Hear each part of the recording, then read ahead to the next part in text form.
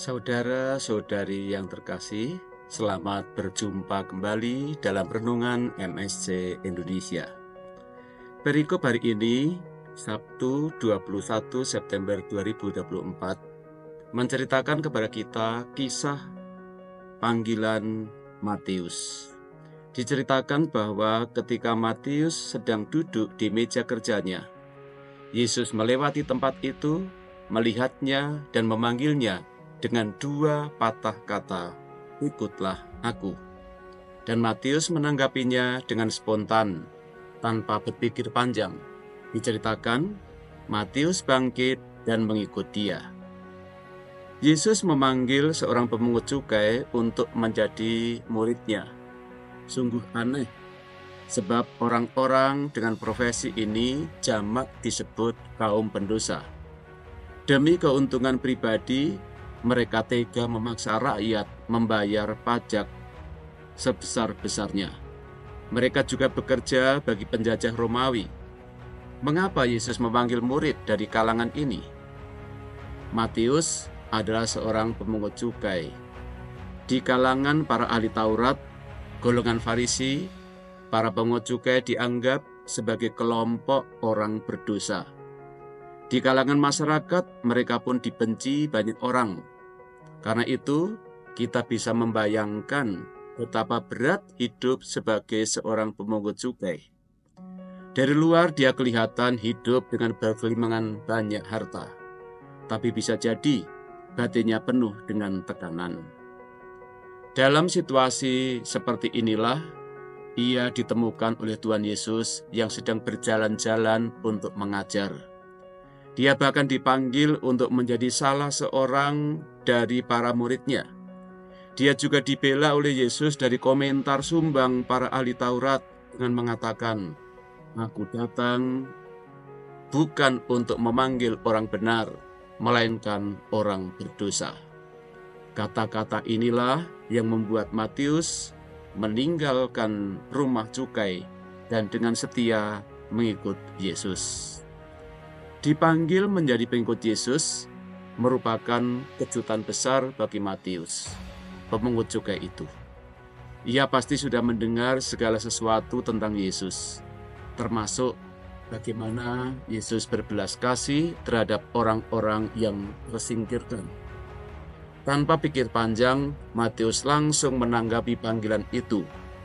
Ia pun meninggalkan pekerjaannya untuk mengikut Yesus. Jalan hidup Matius seketika berubah 180 derajat. Panggilan Matius menunjukkan betapa besar kasih Allah kepada umatnya. Ketika ia sendiri menjadi pengarang Injil, ia tidak segan-segan menunjukkan bahwa silsilah Yesus dipenuhi dengan pribadi-pribadi bukan orang suci. Mereka adalah penyembah berhala, pembunuh, orang yang haus kuasa, punya banyak selir atau senang dengan pesta pora.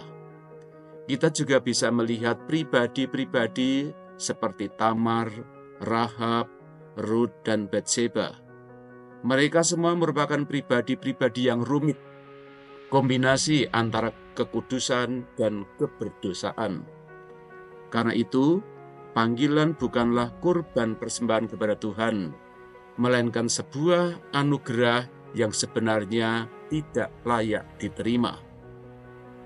Panggilan Matius menunjukkan bahwa rencana Tuhan sungguh tidak terduga oleh mata manusia. Tuhanlah yang membuat layak. Tuhan menggunakan orang-orang yang tergolong bukan tidak terhitung, bukan tergolong yang terbaik, bukan yang terhormat. Ia berkarya tanpa dipengaruhi jasa manusia. Ia tidak tergantung pada hebat dan kuatnya kontribusi manusia. Kehendak dan rahmat-Nya betul-betul lepas bebas. Ia melaksanakan rencananya melalui pribadi-pribadi tidak terkenal, tidak dianggap penting, dan mungkin yang terlupakan. Undangan pribadi dari Yesus kepada Matius, pemungut cukai itu sangat singkat dan sederhana. Ikutlah aku. Undangan Yesus ini membawa Matius kepada suatu titik pengambilan keputusan yang menentukan.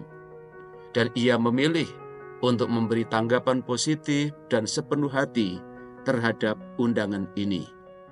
Tentu berdasarkan pertimbangan pengalamannya sendiri atas apa saja yang pernah didengar, yang dilihatnya sebelum ia menentukan ini. Mari kita lihat, Tuhan mampu untuk membuat kehidupan orang-orang yang mau dan mampu mengakui kedosaan mereka untuk menghasilkan buah-buah yang baik. Saudara-saudari yang terkasih, mendengarkan panggilan Tuhan membutuhkan kejernihan hati, kebersihan pikiran, serta kesanggupan untuk mengatakan, "Ya, saya mau.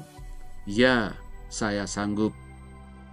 Itulah sebabnya, seterpuruk apapun hidup kita, Tuhan tak pernah meninggalkan hidup kita. Seterpuruk apapun pengalaman yang kita alami, Ia senantiasa memberikan jalan yang terbaik untuk hidup kita.